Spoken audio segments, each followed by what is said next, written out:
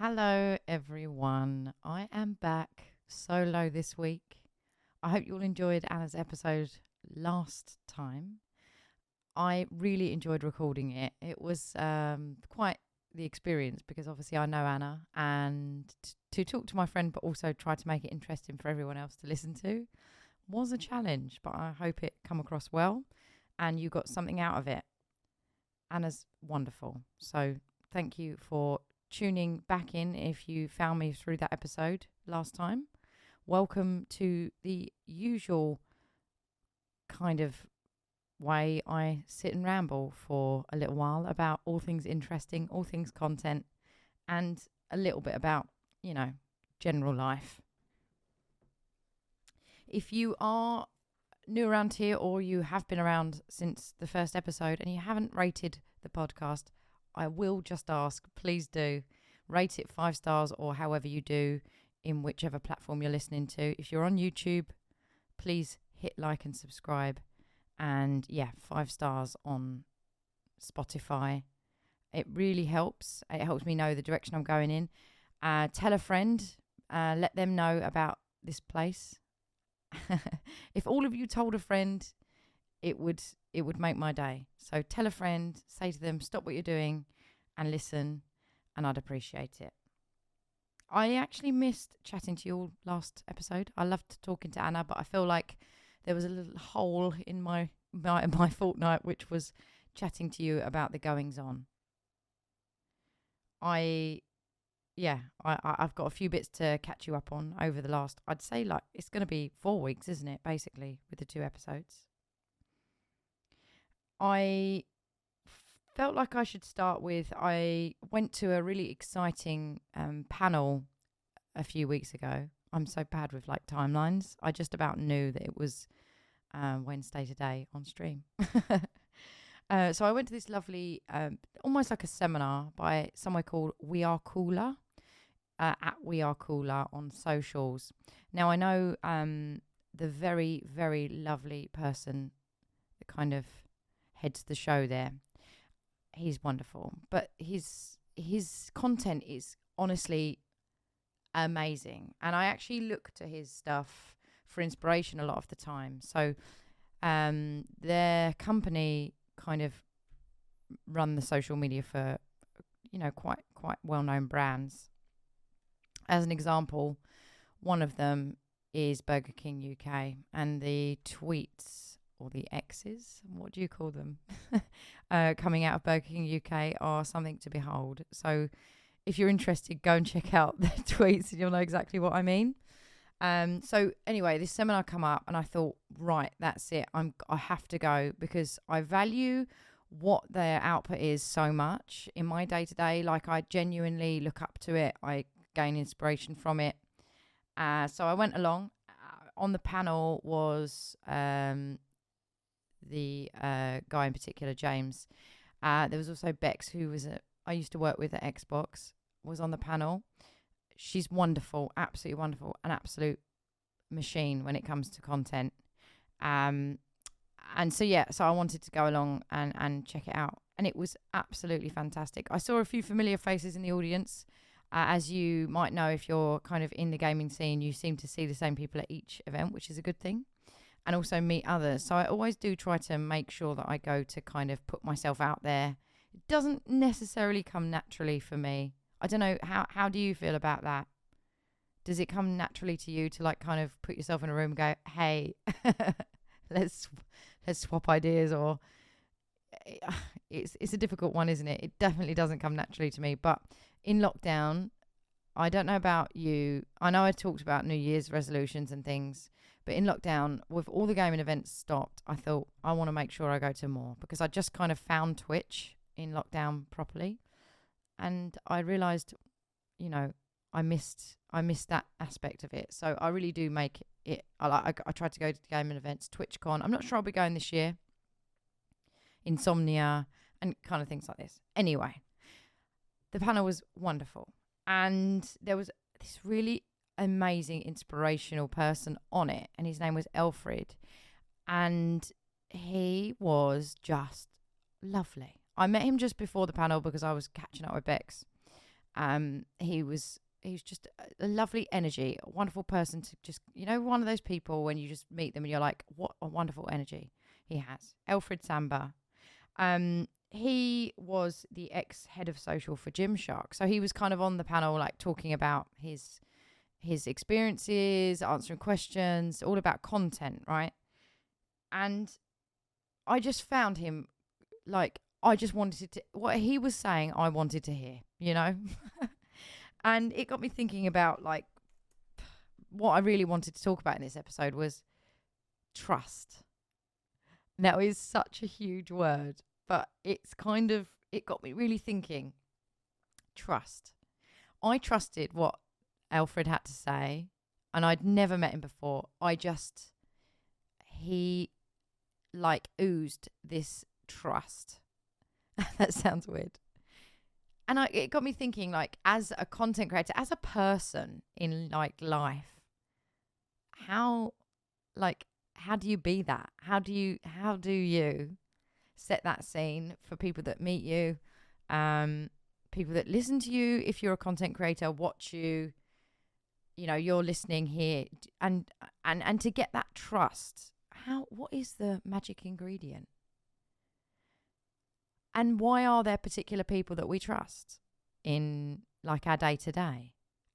And to go on this line, there was a tweet, and I'm going to say recently, but this probably recently when I wrote it in my journal, because it's been Anna's episode since, so I didn't talk about this last time.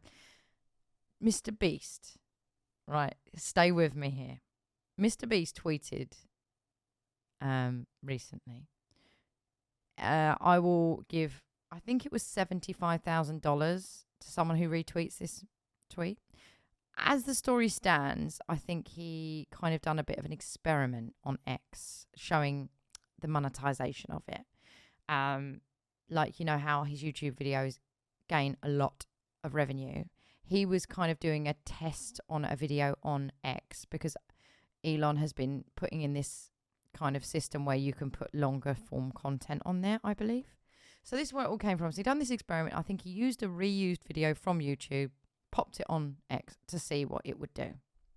And he shared the picture of the revenue that it created. And then he gave it away. So it was like, that was the story behind this random tweet.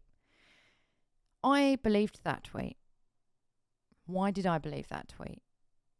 It got me really thinking, like, ultimately, why do I believe I would be within the chance of winning $75,000 because I retweeted Mr. Beast's tweet? Why do you think? Like, tell me, think it, say it out loud. Why would you trust Mr. Beast's tweet? I totally believe that he gave $75,000 to somebody. He like shared it, that the winner. What about Mr. Beast do we trust? Why do we trust Mr. Beast? It's because, in my opinion, he puts out wholesome, all together, like, chaotic and amazing content. Like, his imagination, his ideas, everything that he does is wild. But he sticks to his word. He does what he says he's going to do. He goes into a store and gives out 20 PlayStation 5s, and he does go into the store and give out 20 PlayStation 5s. He changes people's lives. Why do we trust? Why did I trust? I mean, maybe I'm talking like, is it just me? I did see a lot of people retweet that. A lot of people and I'd go on to, like, a friend's profile and go, oh, they retweeted it, because they also must trust. Or I guess you've got a greater chance of winning that 75,000 than winning the lottery. But I believed he would give it. And like I said, it got me thinking, as content creators, as people in, like, day to day, we want to be that person, right? So what can we do to ensure that people have that experience with us? What did Alfred do? Upon me briefly meeting him, it was his way. He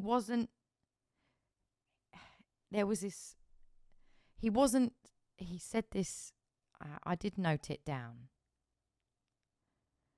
He said this quote, and it was something like, don't be the expert, be the enthusiast. And it really stuck with me. Don't be the expert, be the enthusiast. If Alfred had sat there telling it how it was and how you do this and how you do that, and the reason you're not doing this is because you're doing it wrong, everyone would have switched off in that room. But he was enthusiastic about what he'd done. He loved what he'd done, and he was excited to share the knowledge and the goodwill that he had over what he did. And that's a good base block to put anything on, isn't it? Why do, when I stream, people sit and listen to my goings on or the podcasts? My agenda is I want to talk, I want to share information and, go over bits and bobs that might have some relevance, and for that, it gives me joy to pass that on. And I hope that I have that element that he had, do you know? It really got me thinking, and it got me thinking about Mr. Beast. And even Stephen Bartlett. I trust Stephen Bartlett. I saw him put out a post the other day where he was like, I'm looking for new people, send me your CV, I'll look at everyone, or however it was. I believe that. Why? Because he set that scene of being that kind of character. And I want, if we could all get a smidgen of that trust and belief and that lovely way that people are set at ease around them, we'd be winning, right? If you have any ideas what the secret sauce is, please do let me know at Holliewoodjays on all socials. But yeah, it really got me thinking. And that's where we would want to be, right? That's where you want to be on the scale of things. I want to be trusted, and I want to be, dependable, depended upon. Where you're at. In all of the things in my life and all the relationships in my life and all my friends and family, you'd want that. So yeah, food for thought. And what a position for them to be in to have that power. With giving off that vibe of trust. I was thinking about trust, to put it bluntly. And my next point that I'd jotted down is we can always fall into that trap of thinking that we are not good, or we don't deserve that, or we aren't capable of doing A, we aren't good enough to do B, and it's not true. It's not true. And when it comes to content, you see like these videos, these pieces of content, you think, I'll never be that. I couldn't do that because that one person on YouTube comment said this.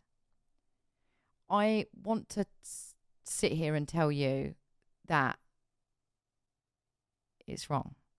You are capable of doing these things. You are good enough, and you cannot base your future on something that has been said and done in the past. And that goes across everything. And I need to tell myself that. So maybe in telling you that, I'm telling myself. We can always fall into these bad habits, especially like in toxic situations, toxic relationships, toxic workplaces, anything where we might be misguided into the thought that we deserve to feel the way we do, or treated the way we do, or we deserve the treatment. But it's not true. And getting to that place of being trustworthy, people believing in you, depending on you, comes from having that in yourself. And I don't mean to sound like, it's that easy, because it isn't. But like toxic encounters, you almost think it's normal, or it's you, but it's not you.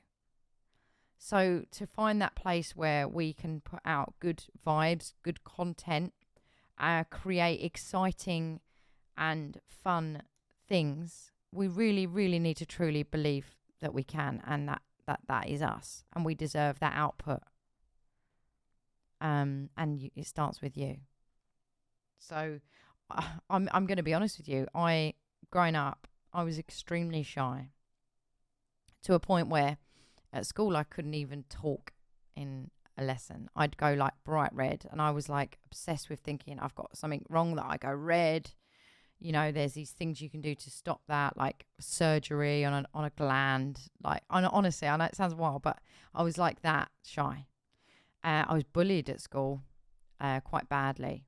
And it's something that I don't actually usually talk about, but I felt it was relevant. Like, it does affect you, doesn't it? It does affect you. And talking about this trust thing, if I believed what I went through at school, I might not have ever been in a position to start streaming or creating content or believing in myself that I can, or believing people would want to listen or talk or hang out, or and it's overcoming those barriers. So if you needed to hear this, you can do it. You can do it. But yeah, I want you to say I can now. Just say it. Just say it. Nobody's listening. Just say it. Can you? Good. I believe in you. But yeah, so as you can tell, it's been a very reflective few weeks. Isn't it funny? Isn't it funny? I've just felt very reflective, and it was meeting trustworthy people. It was meeting interesting, inspirational people, and thinking, that's really where we all want to be at. All this, putting out things that are negative to gain views and jump on the bandwagon to gain quick success. If you're, same goes in content, and if you're, around people and they're talking negatively about someone and you agree, just for they'll like me because I think the same as them. Be you. It's the same thing. It can be applied to any situation. Do what you believe in, and hopefully the trustworthy element will shine through, and people will know you, know your content, and you'll know yourself. I'm just going to drink some water, 2 secs.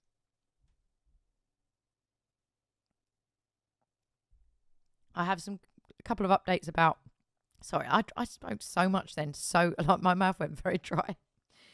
A couple of updates on my YouTube. I actually decided to start actually putting stuff on there, and it's been something that's hung around me every podcast I have done. And haven't I always said it?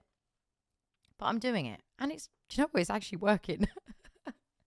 And all that thing where I was like, oh yeah, I do it and I get a few views and I'm not interested.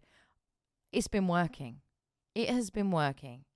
I've been putting up videos. I haven't gone, I'm going to do it every Monday and Thursday, because I can't commit to that, because that's not how I work.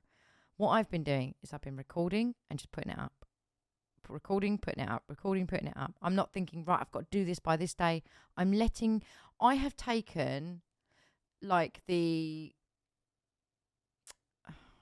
I've taken this podcast and how this makes me feel to make it. And I know I do have to do it by a certain day, but I do it. I'm so passionate about it, and I just put it up. I've done that with the YouTubes. I'm not editing it, but it is it's a gameplay, but it's not cutely edited it or anything like that. It's raw, it's real, it's me. It's my first reaction to What Remains of Edith Finch, by the way. And I've really enjoyed it. So I've found a way to be able to output content without sticking to these guidelines or rules that you constantly have thrown in your face across social media. If I can find some weird, wonderful pattern to put out content, you can too. Don't think you have to do this grinding attitude. You can do it. I'm doing it. Check it out, please. It's Holliewoodjays on YouTube.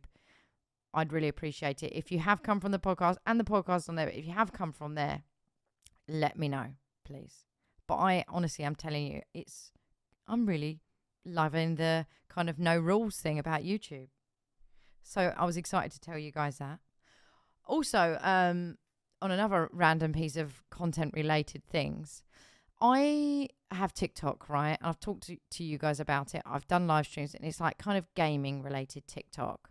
So I made another random account just to make different things, because I thought, do you know what? I don't necessarily want to make it about gaming, but TikTok, I feel, who knows the mystery of TikTok. But I felt kind of if I don't do gaming, it's going to throw me down a few pegs. So I made another TikTok. Anyway, I done an unboxing of this kind of wine subscription thing that I got. I'm going to tell you, I've got like 0 followers on that TikTok. The video didn't get many views. But I mean, I'm expressing myself, so it's worth it. Anyway, they contacted me to use it in an ad. And I thought, wow, they've come up to this account with no followers, next to no followers, weird, random, not related to anything content. They've seen a very raw, very, rough and ready unboxing of their product, and they reached out. I'll keep you posted when it goes out, but I was pretty impressed that a company didn't go for the high views, high likes kind of content. What they've done is they've reached out to a tiny account on TikTok and taken the chance to ask for the content. And I thought it was nice. Again, that's the trust thing, right? It's the trust thing. And the trust thing that I've talked about, and the content that we want to put out, and the person that you want to be, it goes to brands. I see a lot of tweets. I know it seems like I spend all my time on Twitter. That's slightly true. But I see all these tweets like, brands, please reach out. I do this, I do that. There's nothing wrong with that. I'm not saying there's anything wrong with that, because potentially it must work. I don't know. But, what you've got to think about is, why would a brand do that? Like this wine thing has reached out because they know I like it. They see my excitement in the video. I've already bought the product. I believe in the product because I've bought it and I've opened it and I've talked about it. I didn't go to them asking, can I do this?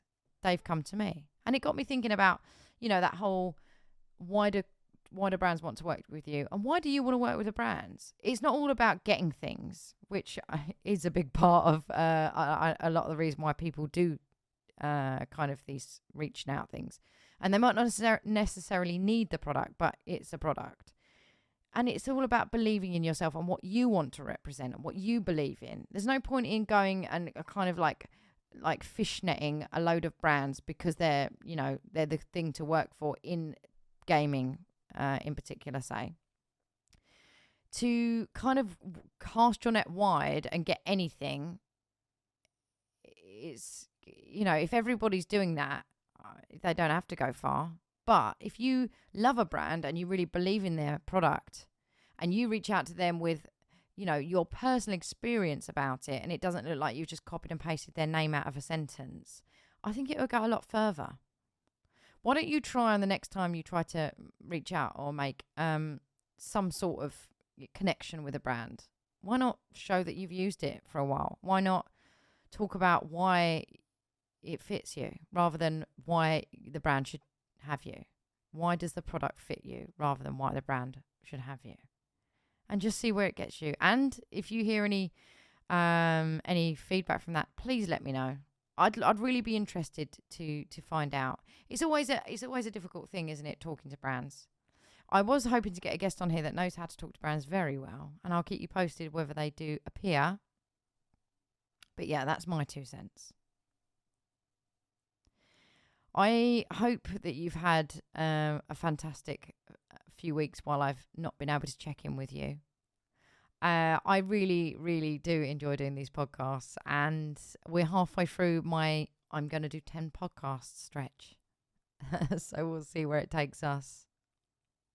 If there's anything you want me to talk about in particular, please do reach out. I love hearing from you. Do you know what happened to me on Tuesday, yesterday?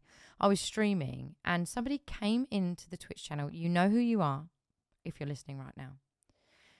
They had never followed or been in my Twitch channel before. And they said, I loved your episode with Anna. Thank you so much. And they followed me on Twitch. That felt amazing. It felt so good, and I felt so lucky that this person had taken their time out in their day to pop in and tell me that. Because it honestly, if you're listening, it really, really meant a lot. It made my day. It made my week. Honestly, probably my month to hear that. So thank you so much. It honestly, to hear feedback like that and the messages that I get, it seriously thank you very, very much. And people in person, if you're listening, you know who you are. Thank you for coming up to me and telling me you're enjoying it. I hope in some way it touches you and reaches a part of you that, lights something, ignites something. That's what the whole point of this is. It's certainly doing it for me. Thank you. It's made me go back on my YouTube. So I hope it works magic for you. My game I'm going to recommend to you this week is As Dusk Falls. I don't know if you've heard of it. It is fantastic. It's fantastic. The studio is wonderful. It's Interior Night. The person that actually runs it used to like to give you an insight on what the game is like. They worked on Heavy Rain and Beyond Two Souls. The game, As Dusk Falls, is like edge of your seat, amazing storytelling. It's like a choice game. It's very much, you have you up in your seat screaming. Okay. The art style is beautiful. It's almost like stop motion kind of picture book. I don't really know how you'd explain that kind of style of art. You'll love it. You'll kind of watch it and you're like, oh, and as you get into it, the people are moving, I promise. It's also got Jane Perry in it, which is quite an exciting role that she plays. Returnal. She's fantastic in it. But if you want a game, even if you want to sit down with a friend or a partner and like go through the options of this game, it's one of those that you won't forget. And it is just edge of your seat. It's kind of choices that you've got to make that truly deeply affect the game. Honestly, it's one to play if you haven't played it already. I'll be seeing you in a fortnight. I feel like because I missed you last week, a lot of information blurted out today, more so than ever. So if you can unpick it and tell me what makes you trust a content creator, what makes you trust anybody in life, what are the values, and let me know what they are. So the more of you that tell me that and reach out, I'll go through them next episode and we can see what it is that makes you trust in a person, and I'll try to write a list for next time. Take care, everyone. If I don't see you on socials, I'll see you in 2 weeks for the next episode of Talking Games. I'm Holly. I hope you enjoyed. I'll see you next time. Bye.